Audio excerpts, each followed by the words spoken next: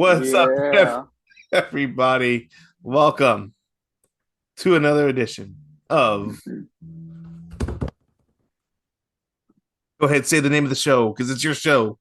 Rasslin with your boy Ryan Hernandez. And today we are going over Raw and Smackdown, the season premieres, and a preview to Bad Blood. Hell yeah, buddy. Hell yeah. Yeah, so the season premieres of Monday Night Raw and Friday Night SmackDown were this week. How'd you feel about both shows? I thought both were really good, especially Raw. I felt like that was great opening up with what was it, the eight mix tag with the White Six and American Made. Mm-hmm. I thought that was a great match to start the show because that match was really good. Yeah, it was. It's always nice when you start the show with an actual wrestling match instead of a promo. Yeah, and I feel like it helps the fans get more into it. And Mm-hmm. then like I also felt like it really helped showcase the abilities of like Dexter Loomis, Joe Gacy, Rowan, and even Nikki Cross because we saw Nikki Cross suplex Chad Gable. Yeah. Yeah, amazing. Yeah, Chad Gable got up for that one. We could just talk about them for to start off the show. What do you think's going on with this feud? Where do you think this is going? Well, I feel like this could have potentially been the end of the feud, but of course we will see what happens. I did notice though on SmackDown when Nick Aldis was talking, the White Six logo was behind him. Ooh, yeah, So I don't know if they were teasing a potential like invasion on SmackDown, maybe with the Bloodline or something. But yeah, I noticed that. yep, yeah. Well, that's kind of been the thing when Triple H took over. Before Triple H took over, you never had stuff in the background. You never had like clues in the back. You never had kind of like these little Easter eggs of people in the back talking. Ever since Triple H took over, you started seeing those little things. So it could be a sign that the White Six are moving to SmackDown for a time period. You never know. Yeah, because who knows if the White Six are actually assigned to a specific brand or if they're just, going where they see fit in terms of like the story they're trying to tell. Exactly. Yeah, because they were never drafted to Monday Night Raw. They kind of just appeared there. Yeah, and what a debut that was. Exactly. Yeah. But I mean, I hope. Yeah, because I don't know where the Wyatt Six would where they would go on Monday Night Raw. Who would they face? What will be the next feud beyond this American made Chad Gable storyline? Yeah. So we'll see. Yeah. Well, I think Chad Gable and I think American Made they need to move on too. I think they have lost so many. They all. I mean, Chad Gable always loses, so he needs to start racking up wins. He needs to be able to start getting some momentum behind him again. Yeah, and there's a lot of potential in American Made, especially with the Creed brothers. They are a very talented tag team. Hmm. Ivy Nile is very talented as an in-ring performer. Yeah, And then Chad Gable, he a lot of people call him a modern day Kurt Angle. So there's definitely a lot of potential in this group, but I do think it's time they move on and, start racking up some wins and actually becoming like a serious, faction on Raw. exactly. Maybe go after the tag team titles. Yeah, because the tag team titles haven't been defended since they were won by Finn and JD. So Yeah, it's hard to remember who's the tag team champions because I feel like the tag titles on Raw are just so meaningless. yeah, could I I could easily see the Creed brothers going after the tag titles. Hmm. I can too. Yeah, no, definitely. And so if you have Chad Gable going after some singles wins, I don't know if he'll go after the Intercontinental title again. That kind of seems far fetched, but American Made needs to go after some gold and start getting some wins behind them. Yeah, and who knows? Maybe depending on how they book Chad Gable, maybe Chad Gable will pick up some big wins, and he'll be like, you know what? I deserve to be in the world title picture. So who knows? Maybe down the line he might get a world title opportunity. You never Against know. Gunther? I don't know. Hey, hey, remember Chad Gable does have a win over Gunther. Albeit Uh, count out, but he does have a win over Gunther. I don't know if they could. Chad Gables is a heel now though. I don't know if that works. You know, but we'll see. Yeah, anything's possible. But yeah, what do you think about? Okay, so moving on here, Punk and Drew, man. The saga of CM I Punk versus Drew McIntyre. Yeah, I think it was pretty expected that this match was that the Hell in a Cell was inevitable, especially with the series being 1-1. It's like you can't end a feud 1-1. Hmm. And then as we saw when CM Punk after or Drew after he beat Punk at SummerSlam was like, oh, I'm done with CM Punk, and then CM Punk came out and attacked him. And Yep. after CM Punk won, CM Punk's like, I'm done with Drew McIntyre. I'm going after the World Heavyweight Championship. Hmm. And then Drew attacked him, and now it's back and destroyed the bracelet. So it added a new Definitely. layer, new element to the story. And then we had Adam Pearce come out saying that he spoke to CM Punk that he's not done with Drew McIntyre and that Bad Blood. We're seeing Punk McIntyre 3 inside Hell in a Cell, which I think we all saw that coming. I feel like that's the only way for this feud to properly end. And yeah, that's pretty much the proper way for it to end inside Hell in a Cell. That's what Hell in a Cell was designed for. Yeah, To pay off a big and feud like this. yeah, and I remember when Triple H took over, he didn't like the gimmicky pay per views like Hell in a Cell because he's one of the people that's like, no, if you're gonna do a Hell in a Cell should be ending a feud. Right. You You know, know that you end a feud inside Hell in a Cell. exactly. You can't just have Hell in a Cell for the fuck of it. You know? Yeah, and I definitely feel like Punk and Drew is like the obvious choice to be a Hell in a Cell match, and I think Exactly. it has potential to be their best match. Yeah, no, definitely. I Yeah. mean, like their match at SummerSlam was great. Bash in Berlin was amazing, but I really think they have the potential to up the ante and really make this the best match Exactly. of their trilogy. Yeah. If they go all out for this match, CM Punk he looked great in the Bash in Berlin match, which we covered. If you go into our archives of episodes now, we covered Bash in Berlin. Go ahead and watch that. But CM Punk he looked great in that match. He looked better than what he did in the SummerSlam match. So hopefully the progression still continues for CM Punk in that way. And I know the guys want to go all out for this match. This is the feud of the year.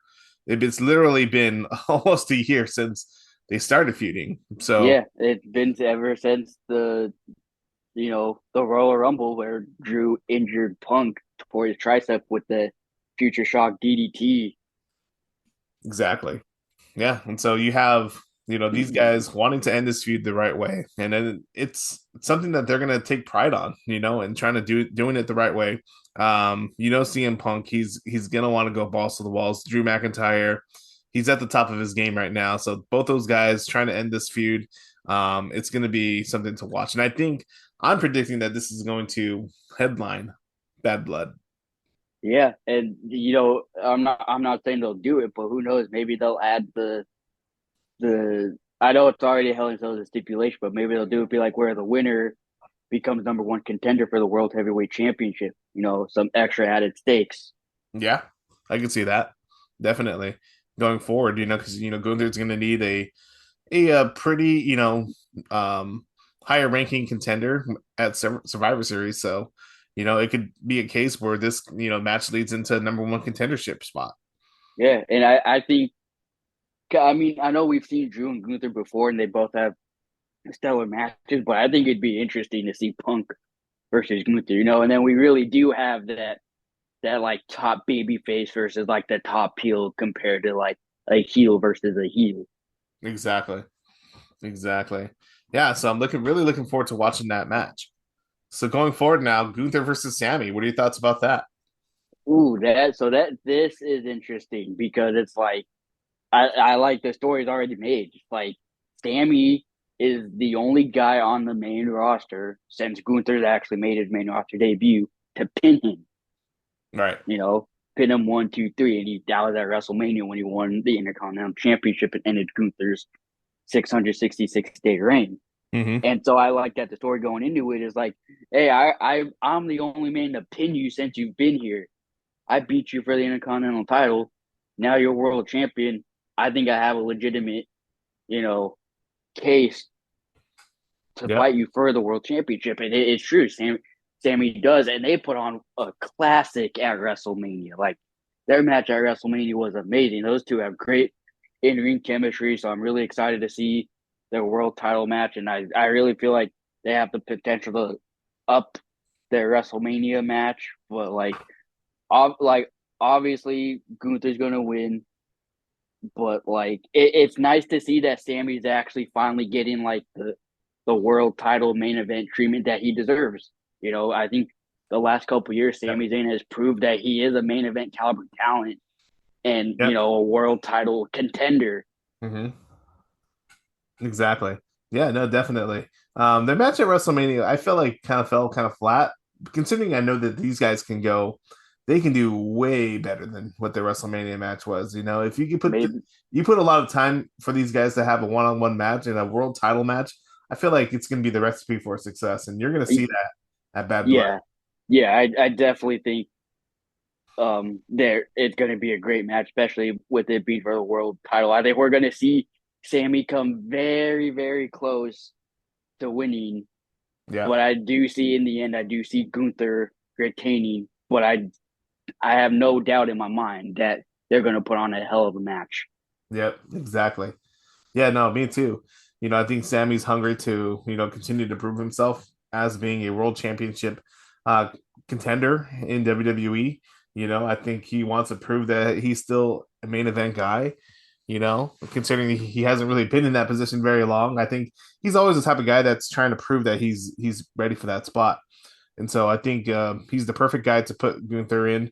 My hope is that this isn't just a one and done deal. I think that these guys can continue the feud at least till Survivor Series, depending on what they want to do with the Bloodline storyline.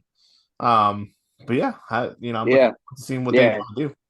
yeah. Because like you said, it really depends on if they're gonna fit Sammy into the bloodline versus the new bloodline. So yeah, we of course we gotta wait and see how that plays out. But I'm with you on that. I definitely hope this isn't just a one time match, and we see at least one more match between the two.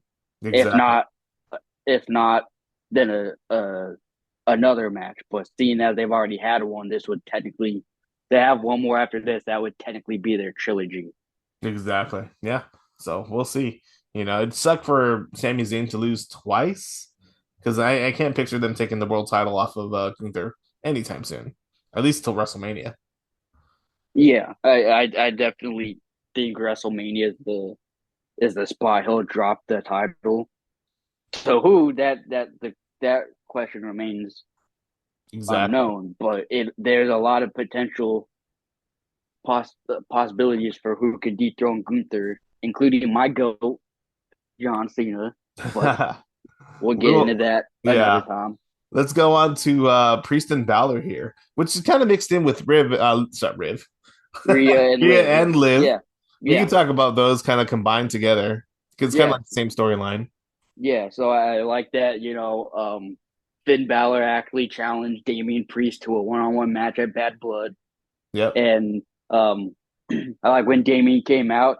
He's just like, all right, fine, you want to challenge me, I accept. Now I'm gonna kick your ass, and Finn's like, whoa, whoa, whoa, whoa, whoa, that's not how this is gonna work. I Yeah. really like that segment. I really like that promo from Finn too. I thought it was one of his better promos Yeah, because as they of will late. give Finn Balor like kind of like a one like the spotlight on just him. Yeah, so I thought that was one of Finn's best promos as of late, and definitely like if this has potential to be a great match for both of them. I don't think this is going to be their only match. I do think Finn wins this one.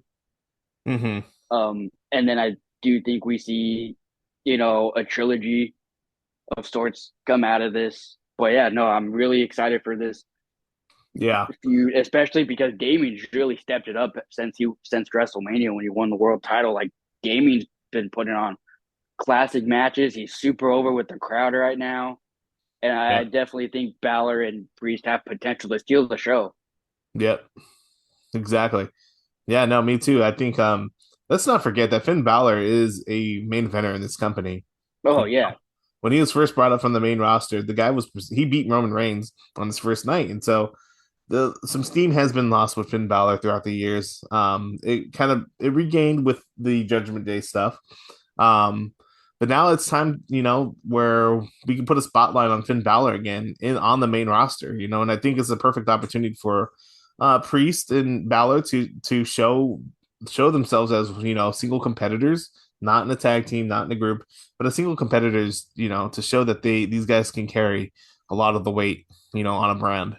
Yeah, because we haven't really, aside from Damien's world title run, we haven't really seen a singles Finn Balor and a singles Damien Priest in, I think, since the Judgment Day formed, and then when Finn got added to it. So it's going to be really interesting to see Hmm. how this plays out for both guys, because this is really their first true like one-on-one feud.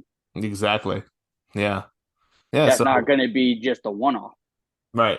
And I hope it is not, I hope it's not just a one off. I think these guys can carry it just like Gunther and Sammy can carry it to Survivor Series. I think the storyline has enough juice in it where if you put enough ingredients in it, it can last, Uh Yeah, I do not like the new Judgment Day though. I think it's just like it's gonna run its course very fast. yeah. I definitely think them removing Damien and Rhea really like kind of took out all the sales of the Judgment Day, because if you really look at it, Rhea and Damien kind of like made the Judgment Day, like they were the Judgment Day. As we can see there, they got Yep. so over with the crowd, they were forced to turn babyface Yep. with how over they got. Yep. And look, they're getting, when the two of them come out, or either one of them come out, they're getting bigger pops than anyone from the Judgment Day. Yep. We can let's go to Liv and Rhea. So I think you can. I mean, I it's Liv and Rhea, but just add in another checklist with Dominic Mysterio because I feel like he's just involved in the storyline as the two women. You know. Yeah, yeah. We've already seen uh their SummerSlam match where Dom turned on Rhea, and then Liv beat Rhea. But in fact, Liv was the first person to pin Rhea, and I think well over a year, because Rhea hadn't been pinned in quite some time. So Liv was the first person to pin Rhea in well over a year. So Mhm. I think this match could go either way. But I've Yep. heard rumors that Raquel Rodriguez might be returning. So Oh. so there's rumors that Liv might be retaining with the help of Raquel Rodriguez. So now this brings up the possibility of a heel Raquel Rodriguez, and maybe Raquel Rodriguez joining the new Judgment Day. That's interesting. I had not thought of that. I had not even heard of those rumors. So I know Raquel Rodriguez has been out for quite a while now with a pretty bad skin condition that she has been suffering through. So yeah, that's interesting. I hadn't thought about that. Yeah, and it definitely like, because she never really hit it as a baby face. It never really got any reaction from the crowd. So I think a heel Raquel would do a lot of justice for her and add a lot to this Liv and Rhea storyline and the new Judgment Day, because who knows, maybe down the road this could lead to Raquel versus Liv for the title. Yep, exactly. Yeah. No, that's certainly something. Yeah. All right. So the season premiere of Friday Night SmackDown, the first SmackDown on USA Network in about 5 years. How do you think it went? I thought it was great. I feel like a lot of people had a lot of high expectations. I kept my expectations to a bare minimum, but Yeah. I definitely thought it delivered overall as a whole show, Yeah. especially with the opener, Cody and Solo. This was way better than their SummerSlam match. Oh my God. 10 Way times better. better. Yeah. Yeah, way better. I think the added stipulation of the steel cage really helped the match, because like when I saw Cody do that Cody cutter from the cage, I was like, oh my god, Dude, that was like impressive. that was a crazy spot. I got to give props to not just Cody but Solo too, for You know, being able to take that kind of it's all about bump. timing in that spot. Both guys, Yeah, yeah, it happened like that, like a snap of your fingers. Yep. And then when Cody did the cross body from the top of the cage, that was a really cool See, spot. I thought we were getting a not a moonsault from the top of the cage, Kurt Angle style, because he did that. Cody did that at a house show. Or no, did he do that at a house show? He did that in WWE like 10 years ago, like a moonsault off the top of the cage, and then he did it in AEW. off that really still tall steel cage onto Ward though. And so I thought for sure we're getting a Cody moonsault off the top of the cage, but he decided to go with the Yeah, crossbody instead. it was still a crazy spot though. Yeah, exactly. But yeah, my Yeah, thoughts is the match was pretty good. I'd give it like an 7 or 8 out of 10. yeah. You know, I would say that was probably Solo's best match of his career thus far. exactly. Yeah. And so, did you see the reports about people not liking the logo? Yeah, I like the logo. I'm a fan of the logo. I'm not a fan of the song, which is where I've heard a lot of people talking Yeah. smack that they don't like the song. But I'm a fan of the new SmackDown logo. Yeah, I just don't think the song fits. I'm used to Yeah, more like the old rock. yeah. Although I have heard that WWE is not renewing their contract with Def Rebel, Thank and it God. looks like the norm going forward is going to be mainstream artists. Yeah, thank God. Thank God. So let's see what happens. And I don't know if you noticed when when they were showing like old screenshots of the old SmackDown, they were playing the old SmackDown themes. Yeah, exactly. So I think I don't know. A lot of people hated that logo. They might just continue with it, or they might change it up a little bit because I think the main thing with that logo is the S and the D. When the logo is like vertical, the S and the D are kind of like blending too much together. So you might see a little adjustment on that, but we'll see. Yeah. And one thing I noticed when I went on to Twitter, the LED boards are gone. Yeah. Oh, yeah, they The are. LED boards are gone. Yeah, and I'm a fan of that. I'm a fan of that because I feel like the LED is like too like showy and it takes away. I'm okay if they use like LED like barricades or boards, Yep. for a show like WrestleMania, but it's not necessary for shows like Raw and SmackDown every week. Like just save it for like Royal Exactly. Rumble, WrestleMania, Yep. I SummerSlam. totally agree. Yeah, I totally agree. You know, it's actually works better on the barricades, I think, than on the ring. Oh yeah, yeah, it's way better on the barricades because now it's like the barricades. Oh, it's just so plain, but now it's like it's an added element, especially now if someone gets slammed into the barricades. Like they're not just getting slammed into the barricade; they're getting slammed into an LED board. Exactly. Yeah. So it just So kind of gives it that much more impact. And yeah, visually it's cool too. So yeah. yeah, and Um then going from Cody Solo, we can transition into Roman and the Bloodline because yeah, we saw that exactly. story continue like literally like right after this match ended from the get go. We saw the Bloodline come in and attack Cody. And it looked like Jacob Fatu was going to do a moonsault or a splash from the top Yeah. of the cage. Yeah. And then the OTC's music hit. He got a loud pop. And then, like, he came out, shut the door, took out the bloodline. And then we finally, and then they teased the potential Jacob Fatu Roman Reigns match. Yep. And the crowd got hyped Yep. They were when hyped for that. yeah, they were so Yep. hyped when they Yep. saw Jacob Fatu and Roman's there. I got hyped. I was just like, oh my god, is this gonna happen? I was If like, that's a there's main no event. way.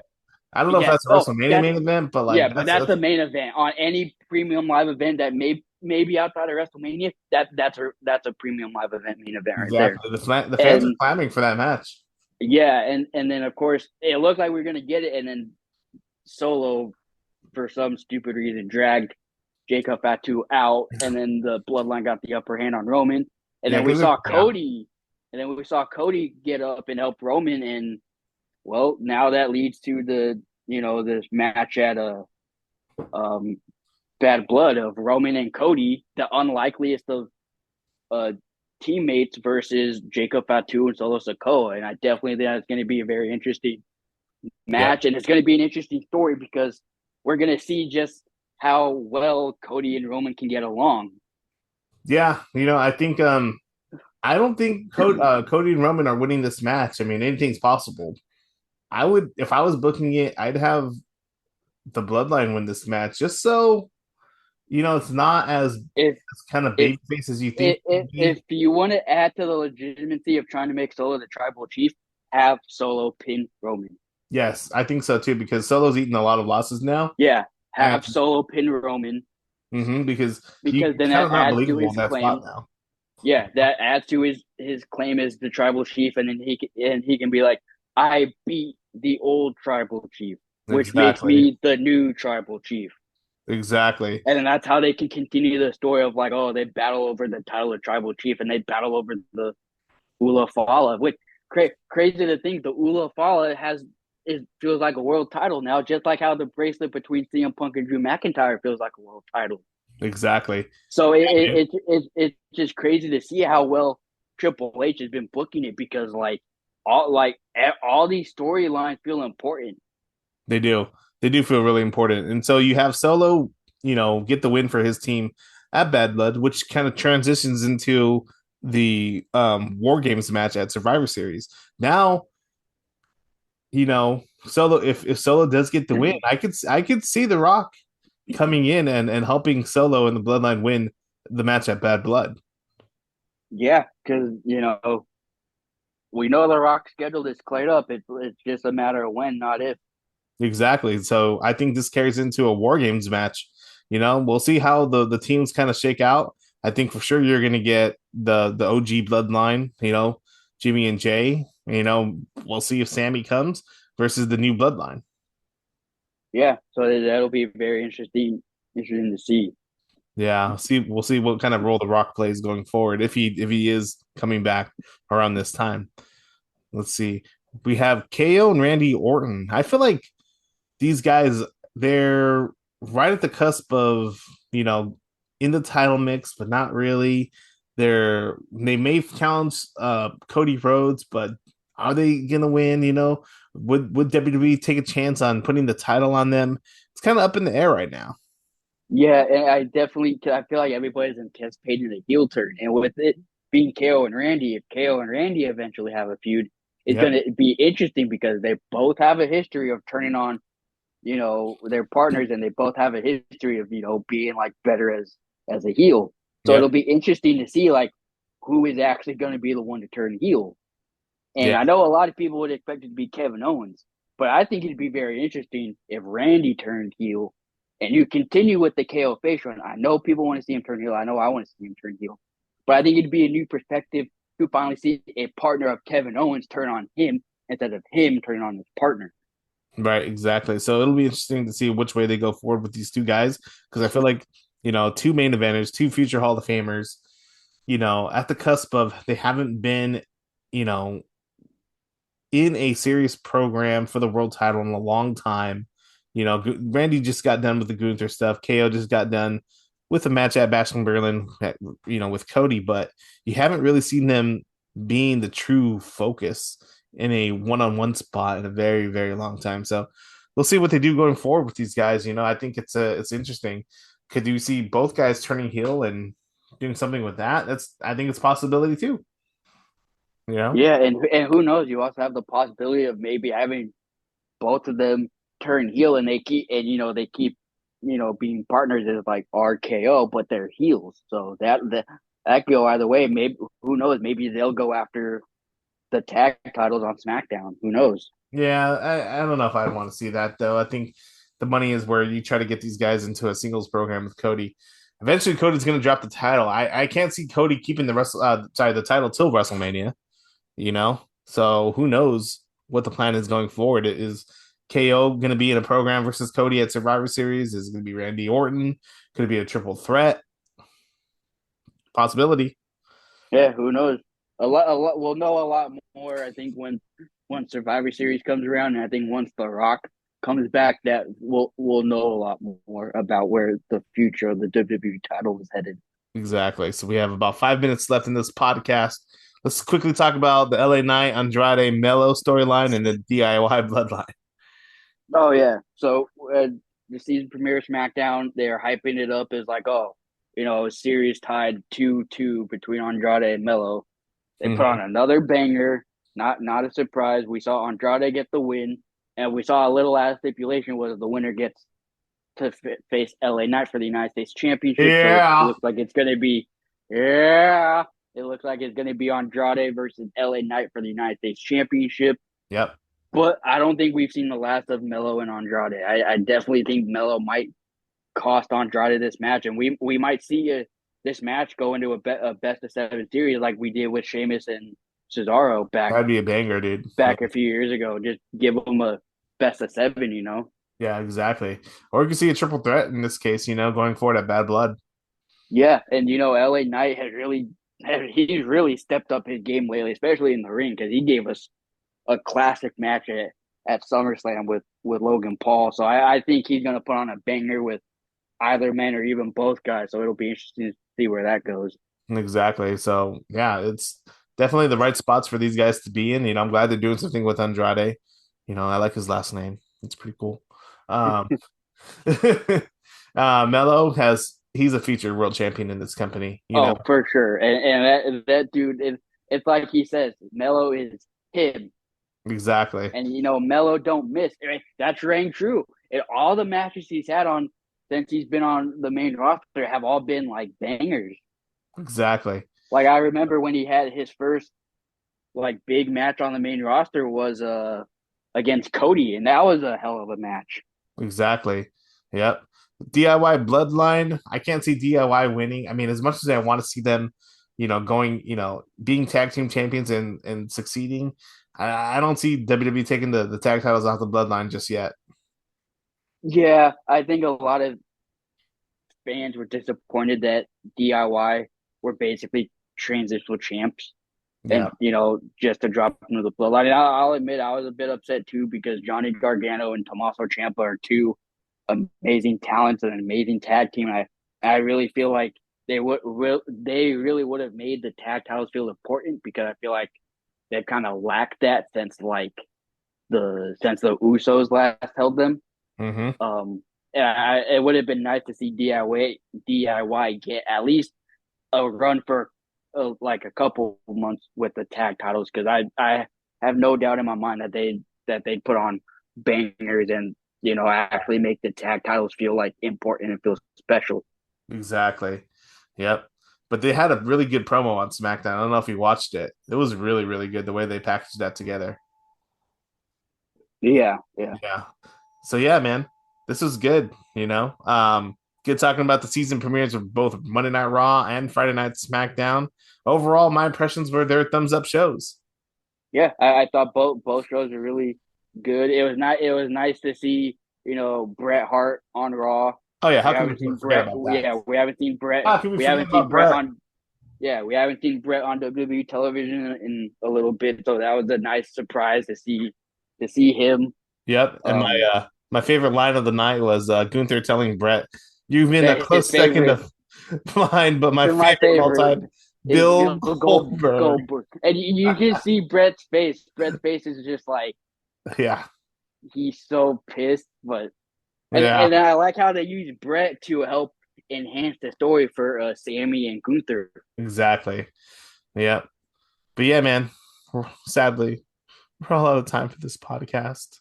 We have about a minute 40 left. Anything else you want to say?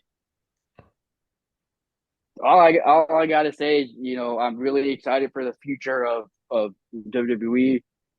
Especially seeing SmackDown on USA. I have high expectations for SmackDown on USA. It sounds Yep. like there's a great future plan for SmackDown, and of course, we're only a couple months away from Raw's debut on Netflix. I know I'm really excited about that. A lot of people are really excited about that, and I want to quickly mention about how Raw is going to be going back to 2 hours. Yeah. No, that's going to be something.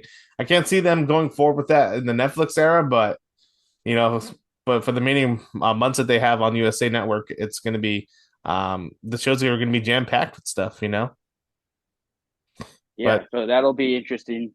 But again, just thank you all for listening and watching. We really appreciate you guys. sounds good, baby. Let's go. All right. Well, thank you guys on behalf of me and Ryan. This is Lace 'em Up Podcast Wrestling with Ryan. We'll see you guys next time. Yeah. Yeah. See you.